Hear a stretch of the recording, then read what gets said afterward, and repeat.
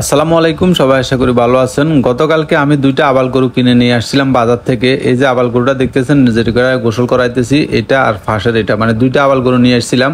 তো গতকালকে আমি যে ভুলটা করছি, এই আবাল গরুগুলো আমি বাজার থেকে কিনে নিয়ে সরাসরি আমার এই যে গরুর ঘরটা আছে ঘরের ভিতরে ঢুকাই ফেলছি।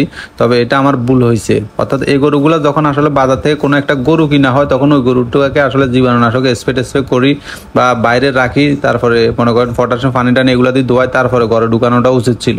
হোক, এই বিষয়টা আমার মিস্টেক হয়ে গেছে, অর্থাৎ আমার আগে মাথায় ছিল না। আপনারা যখন কমেন্ট করছিলেন তখন আমি বুঝলাম যে আসলে বিষয়টা আমি ভুল করে ফেলছি। আর আজকে দেখতেন যে সামনে একটা গরুর গাড়ি যাইতে আছে, এদিকে আমাদের এদিকে আজকে বাজার বার, তো আমিও যাইতেছি বাজারে, কিছু ধান কিনবো আর কিছু জিনিসপত্র আছে এগুলো কিনবো।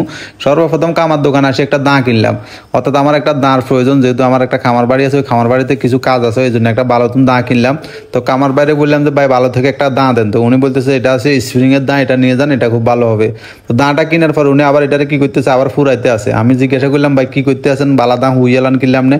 তো এ করতেছে ভাই এটারে হুরাই আরো শক্ত করে দিয়ে, মানে বালা দা উনি বাইরে রাখছে এটা। এখন আমি কেনার পরে কি করছে, উনি পানিতে দিয়ে দুই সুন্দর করে লবণ টবণ দিয়ে দুই আবার ফোরাইতে আছে, বলতেছে এটারে নাকি আরো স্ট্রং করে দিলে। এই যে দেখছেন কি সুন্দর মতো এটা আবার চুবাই দিছে।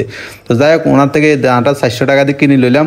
400 টাকা দিয়ে কেনার পরে চিন্তা করে দেখলাম বাইরে হের চাইছে 600 টাকা, আমি 400 টাকা কইছি, 400 টাকার লগে দিয়ে লাইছে। তো মনে মনে আরেক কাকুরে জিজ্ঞের কাকু কি ভুল করিয়ে লাইলাম, দাম বেশি করে লাইলাম, কয় না ঠিক আছে। যাই হোক, এরপরে টাকাটা দিয়ে আস্তে ধীরে চলে যায়, যেহেতু দাঁড় নতুন কিনছি, জীবনে কোনো সময় দাঁড়াটা কিনি না এগুলা, মানে নতুন নতুন যেগুলো অভিজ্ঞতা হয় আর কি। আমার মনের ভিতরে চিন্তা করি যে এক দামে দিয়ে দিচ্ছে, নিশ্চয় লস টস খাইছি নি কোনো। তো লস খাইলেও লয়ে লাইছি, শেষ কিছু করার নাই। আর এখন চলে এসেছি এই যে দানের দোকানে, অর্থাৎ আমার ফিটনেসটা 13 যে হাঁসগুলো আছে এগুলাকে আমি যদি ফিট খাওয়াই, অনেকে আমাকে কমেন্ট করেছে, বলছেন যে ভাই ফিট খাওয়ায়েন না, এগুলাকে দান খাওয়ান। তো এগুলোর জন্য এখন দান কিনছি। এর আগে আবার কুয়া আছে, বুসি আছে, মিক্সার। তো অনেক ভাই বলছে যে দান খাওয়ালে নাকি প্রচুর ডিম ফাড়ে, তো এই জন্য দানও কিনলাম আজকে। 1 মন দান নিয়েছে আমার কাছ থেকে এখানে 1350 টাকা, মানে 1350 টাকা 1 মন দান, 40 কেজি দান কিনলাম 1350 টাকা দিয়ে। যে দেখছেন দানের দোকান, বাজার বাদ দিন আসলে দেখা যায় যে গ্রামের বাজারগুলো খুব জাকজমাট হয়, গ্রামের বাজার যেগুলো এগুলারই। যাই হোক, দানও কিনা শেষ, একটা দাও কিনছি। এখন বাড়ির উদ্দেশ্যে রওনা দিতেছি।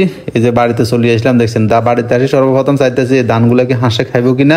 এগুলো সর্বপ্রথম রাজহাঁসকে দিয়ে দেখলাম, এই যে চাই রাজহাঁসে, মাশাআল্লাহ দেখছেন কত সুন্দর মতো রাজহাঁসের দানগুলো খাইতে আছে। অর্থাৎ আমার কাছে মনে করেন এক বস্তা ফিট, মানে নারিশের যে ফিটগুলো 3700 টাকা রাখে। তো এখন দেখা গেলো যে আমি এখানে 40 কেজি দান কিনছি মাত্র 1350 টাকা দিয়ে।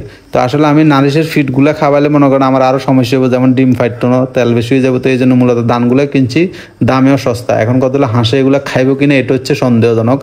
যাই হোক, চলেন হাঁসগুলাকে দিয়ে দেখি যায় খাই কিনা। তাই দেখি মাশাল্লাহ মাশাল্লাহ মাশাল্লাহ খুব সুন্দর মতো খাইতে আছে। তো সবাই ভালো থাকেন, আল্লাহ হাফেজ।